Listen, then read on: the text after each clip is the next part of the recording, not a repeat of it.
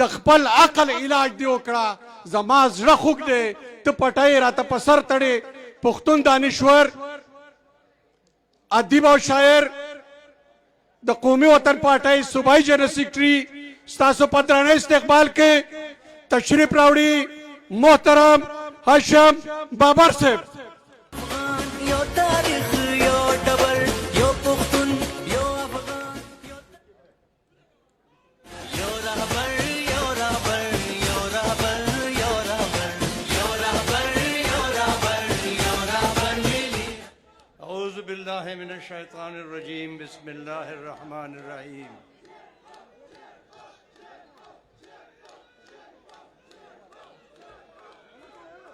زما د پارټۍ مشرانو، لیډرانو، راهنماو، ورکرانو او ما سره په سټیج ناس افراسیاب خټک صاحب او د هغه په رهنمایه کې د هغه ټیم، زه ورته هرکلی ویم.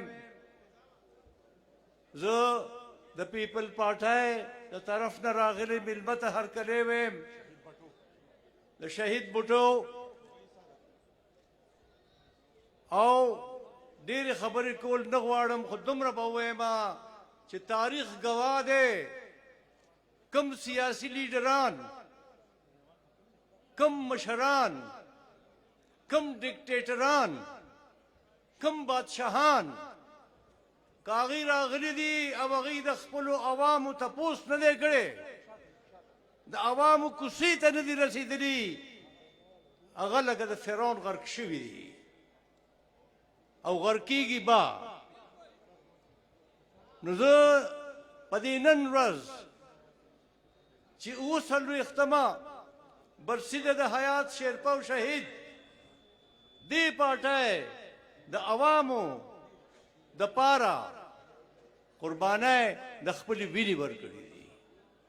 او چې کومه پارټي قرباني د خپلې وینې ورکړي، هغه قرباني چېرته هم نه ځي، هغه د هغه کس په نقش قدم ولاړ وي څوک چې د عوامو د ښېګړې دپاره راغلی وي.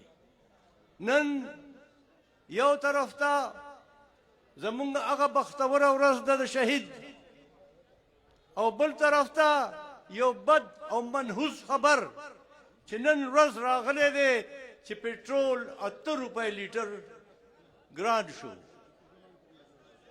مونږ به د دې ظلم لاره نیسو، مونږ به دا رهنماګان بدلو، مونږ به هغه کسان راولو چې صرف او صرف د خلکو، د قوم او د عوامو ښېګړې تر نظر وي.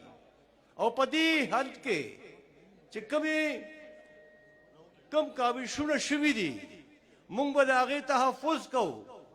مونږ به د 18 امینډمنټ ترمیم تحفظ کوو. مونږ به د فیډریشن تحفظ کوو. مونږ به د آئین تحفظ کوو.